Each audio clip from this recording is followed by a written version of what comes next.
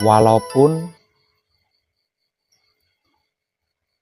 di antara panjenengan semua itu lakunya tidak satu level, tidak satu ranah.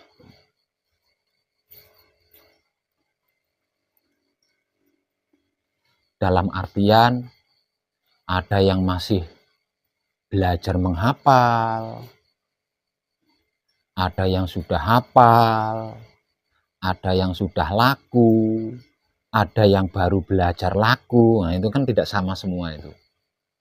Dan itu pilihan panjenengan sendiri. Itu pilihan panjenengan sendiri. Dan saya tidak peduli itu. Tidak peduli apakah panjenengan sudah ngerti, paham, tahu, dan hafal apa dan bagaimana itu wahyu pancagaib dan wahyu pancalaku, atau belum mengerti, belum paham, belum hafal apa dan bagaimana itu wahyu pancagaib dan wahyu pancalaku.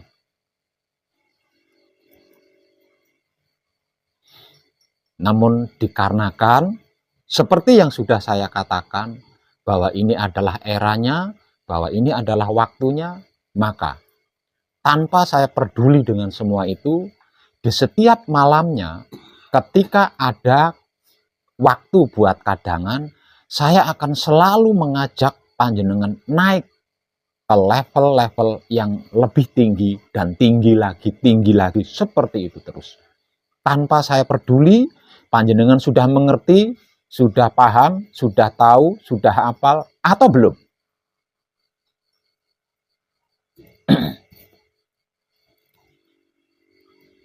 Dan malam ini, saya akan mengajak panjenengan naik selevel lebih tinggi dari tingkatan-tingkatan laku suci menuju kelanggengan yang sudah saya motivasikan di hari-hari kemarin.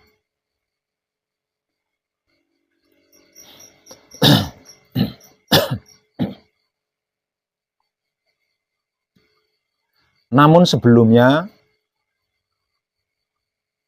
saya akan sedikit menjawab keraguan-keraguan yang dialami oleh para kadang kita di luar sana. Percayalah, jika panjenengan mengkaji diri bersama saya, walaupun panjenengan tidak berhadapan secara langsung dengan saya, sungguh saya dapat menyaksikannya.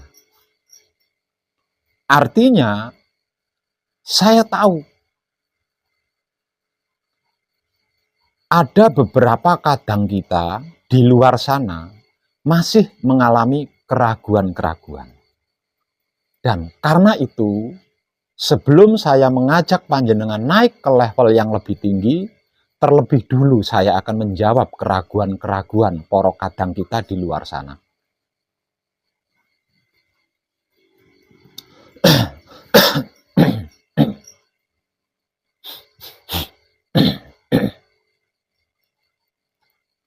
Proses perjalanan wahyu sejak zaman kakek moyang kita Adam dan Hawa, hingga sampai kapanpun itu tetap sama. Proses perjalanan wahyu sejak zaman kakek moyang kita, yaitu Adam dan Hawa, hingga sampai kapanpun, jika masih ada wahyu diturunkan ke bumi, proses perjalanannya itu akan tetap sama. Gitu. Dan biasanya ketika Maha Suci menurunkan wahyu ke bumi, berarti seiring berjalannya proses perjalanan wahyu yang diturunkan itu akan terjadi sebuah peralihan era kehidupan atau peradaban dari yang lama ke yang baru. Jika tidak akan terjadi sebuah perubahan peradaban kehidupan makhluk, maka Maha Suci tidak akan pernah menurunkan wahyu. Itu setahu saya. Jadi setiap kali Maha Suci menurunkan wahyu, berarti di Marcapada, di dunia ini akan terjadi perubahan atau peralihan era atau peralihan peradaban. Nah, itu sebelumnya Maha Suci menurunkan wahyu dulu. Dan seiring berjalannya proses perjalanan wahyu tersebut, maka akan terjadi sebuah perubahan atau pergantian zaman.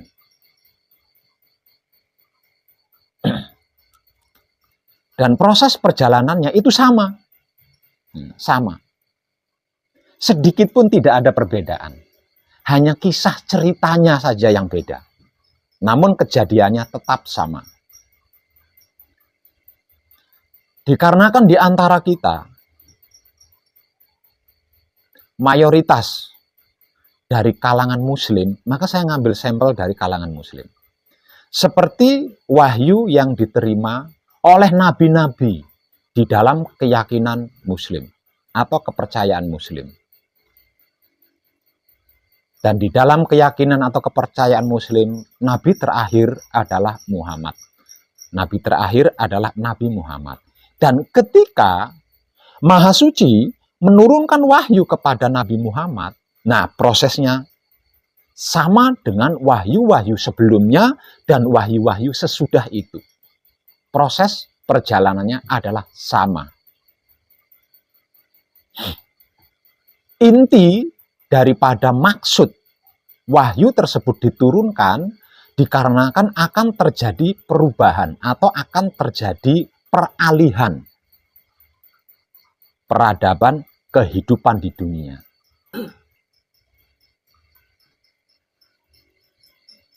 Ketika peralihan atau perubahan peradaban kehidupan ini, jika tidak disertai atau dibarengi dengan wahyu yang diturunkan, maka kejadiannya akan menjadi totalitas yang secara istilah muslim disebut sebagai kiamat.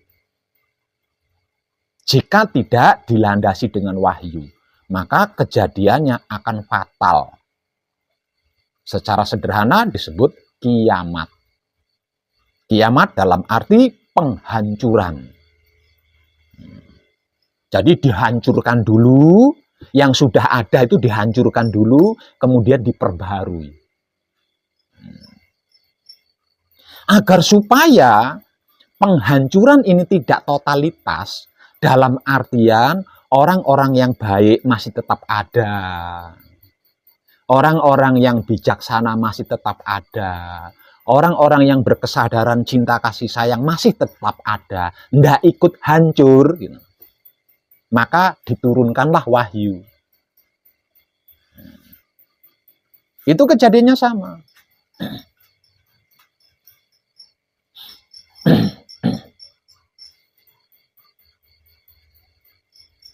Ketika perubahan atau peralihan itu terjadi, dibutuhkan beberapa orang untuk mengawal. Ketika peralihan atau pergantian itu terjadi, agar supaya tidak totalitas kejadiannya, maka dibutuhkan beberapa orang. Sang pengemban wahyu untuk mengawal kejadian itu. Seperti yang dilakukan oleh pendahulu Nabi Muhammad di dalam keyakinan atau kepercayaan muslim. Dikarenakan dibutuhkan orang-orang pengemban wahyu dalam jumlah tertentu, maka pada saat itu Nabi Muhammad dan pengikutnya dan beberapa pengikutnya itu melakukan jihad. Jihad, melakukan jihad. Dikarenakan pada era itu adalah era Badui, zaman Badui. Kalau istilah modernnya itu zaman katrok, ya, zaman katrok. Maka jihad ini dilakukan dengan cara berperang. Dengan cara berperang. Karena jika tidak, ya tidak bisa. Karena memang eranya seperti itu. Zaman pada saat itu adalah zaman seperti itu. Maka jihad ini dilakukan dengan cara berperang fisik. Berpindah-pindah. Selalu seperti itu. Setelah jumlah yang dibutuhkan cukup, mulai berhentilah jihad ini. Dihentikan, perang fisik ini dihentikan. Karena apa? Karena jumlah yang dibutuhkan sudah cukup. Nah, makanya setelah jihad ini dihentikan, maka sabda berikut yang dipelajari, yang dikaji adalah bagimu agamamu, bagiku agamaku. Aku tidak akan menyembah Tuhan yang engkau sembah, dan engkau tidak akan menjadi penyembah Tuhan yang aku sembah. Nah, ini sudah selesai jihad nih. Jihad fisik sudah selesai.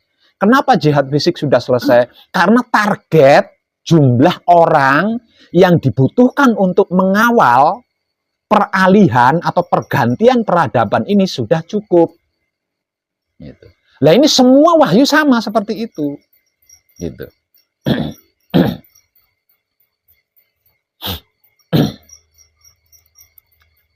Termasuk wahyu panca gaib, itu pun sama. Gitu. Perjalanan proses atau proses perjalanannya juga sama.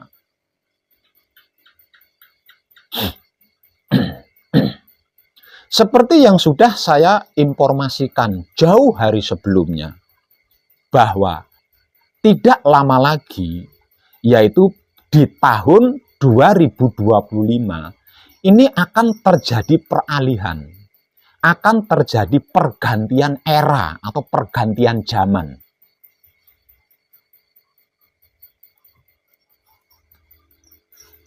Artinya, seperti yang sudah saya jelaskan tadi, ya. Seperti yang saya jelaskan tadi. Agar supaya kejadiannya tidak totalitas, gitu loh. Tidak totalitas, maka diturunkanlah kesempurnaan wahyu panca gaib, yaitu wahyu pancalaku. Agar supaya kejadian yang menjadi pergantian era atau zaman yang akan terjadi pada tahun 2025 tidak totalitas, maka Maha Suci menurunkan wahyu pancalaku sebagai penyempurna daripada wahyu panca gaib yang seumur dunia ini sudah diturunkan.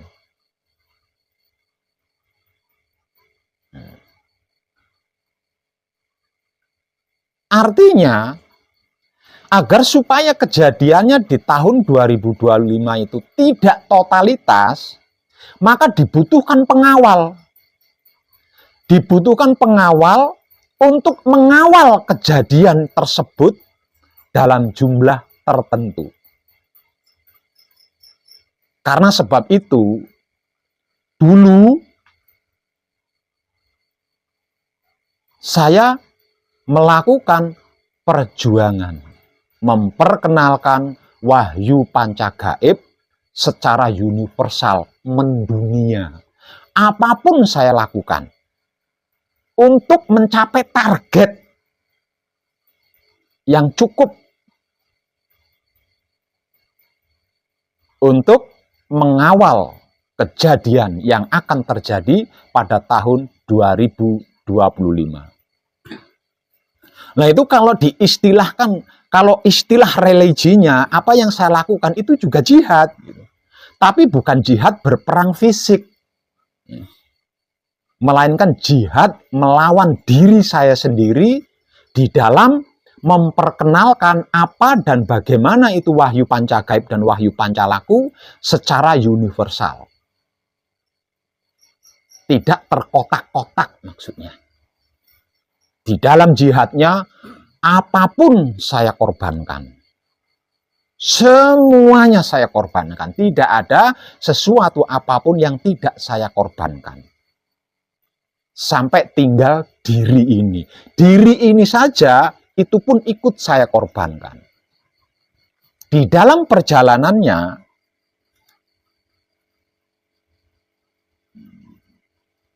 jauh lebih mengerikan dibanding jihad perang fisik.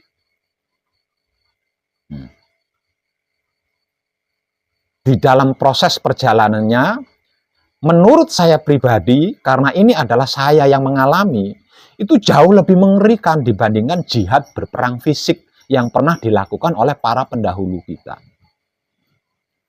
Karena apa yang saya lakukan, ketika saya memperkenalkan apa dan bagaimana itu wahyu pancagaib dan wahyu pancalaku secara rinci, difitnah, dihina, dibully, diadu domba, dituding-tuding, dimusuhi, dijatuhkan.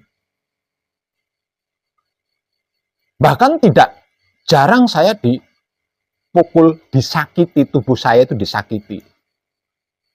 Dengan fisik lagi. Namun saya tidak pernah menyerah karena saya sedang berjihad gitu loh. Karena saya sedang butuh gitu ya. Butuh jumlah orang-orang yang mengemban wahyu pancalaku. Agar supaya kejadian yang akan terjadi di tahun 2025 nanti itu ada yang mengawal. Sehingganya kejadiannya tidak totalitas. Gitu. Dan sepertinya sudah tidak ada lagi belahan bumi yang secara kasat mata terlihat ekstrim yang belum saya datangi. Tidak ada bagian belahan bumi yang secara kasat mata itu terlihat ekstrim, bahaya, yang belum saya datangi. Ketika saya sedang berjuang dan berkorban, memperkenalkan apa dan bagaimana itu wahyu pancagaib dan wahyu pancalaku, secara detail, secara rinci, dan secara universal, tanpa bendera, tanpa kotak-kotak dalam bentuk apapun. Mulai dari jalan kaki, sampai berganti berkendaraan motor, sampai berganti lagi berkendaraan mobil.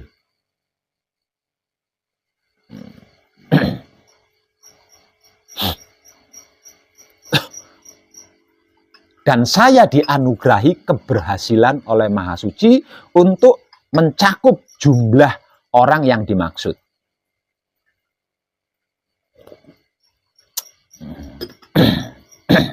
Sehingganya tercatat di dalam Android saya nomor telepon atau nomor WhatsApp sejumlah 13.017 nomor yang menyatakan dirinya aktif ikut mengkaji dan mempraktekkan wahyu pancagaib dan wahyu pancalaku.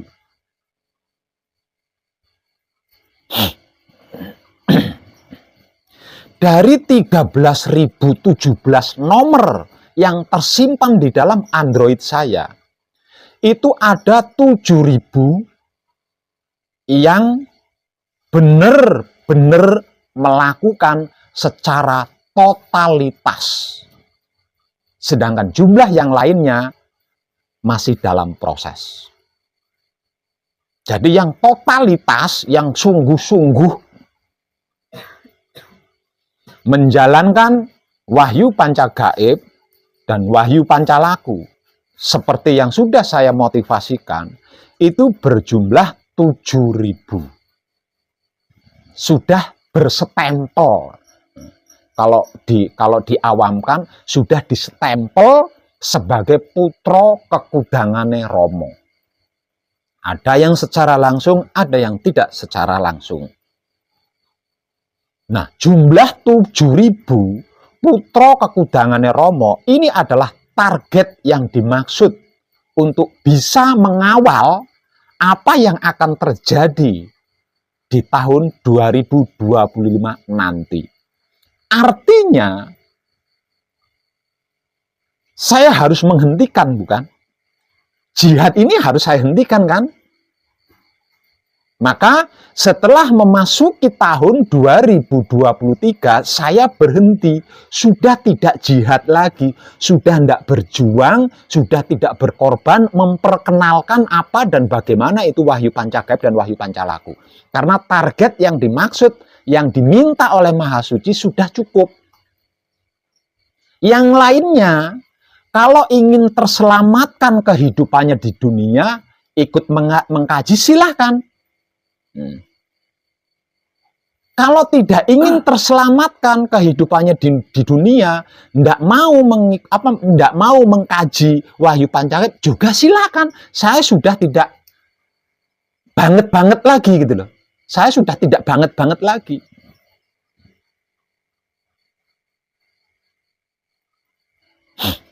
Jadi dimulai dari tahun 2023 awal, saya sudah tidak berjuang dan berkorban lagi tentang apa dan bagaimana itu Wahyu Pancagaib.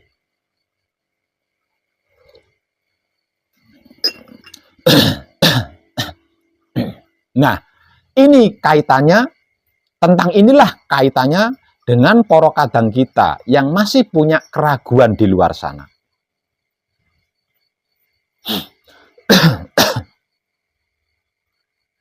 Yang perlu kita ketahui bersama, yang perlu kita pahami bersama, yang perlu kita mengerti bersama tentang kehidupan kita sebagai manusia hidup di dunia ini adalah keyakinan atau kepercayaan.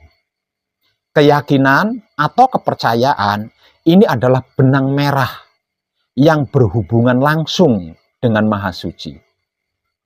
Selain kepercayaan, selain keyakinan, itu tidak secara langsung hubungannya. Jadi benang merah yang menghubungkan manusia hidup, bukan selain manusia loh ya. Jadi yang menghubungkan antara manusia hidup, benang merah yang menghubungkan antara manusia hidup dengan Maha Hidup adalah keyakinan atau kepercayaan. Jadi siapapun kita, jangan pernah memaksakan keyakinan atau kepercayaan seseorang. Karena jika ini dilakukan, maka panjenengan akan menghadapi atau akan berhadapan dengan hukum hidup atau hukum alam semesta. Kalau itu sampai panjenengan lakukan.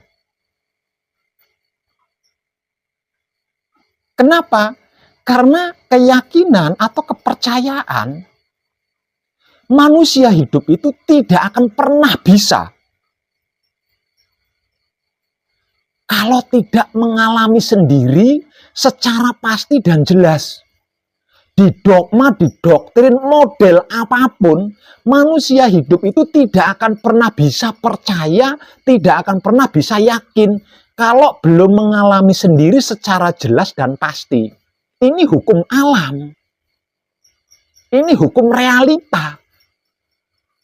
Artinya, keyakinan atau kepercayaan ini kan tidak bisa dipaksakan, apapun alasannya. Nah, jika sampai ada seseorang memaksakan tentang keyakinan atau kepercayaan, maka dia akan berhadapan dengan hukum hidup atau hukum alam semesta. Yang secara awam disebut-sebut sebagai karma. Paham nggih? Nah, sekarang selanjutnya tentang keraguan-keraguan yang dialami oleh beberapa kadang kita di luar sana.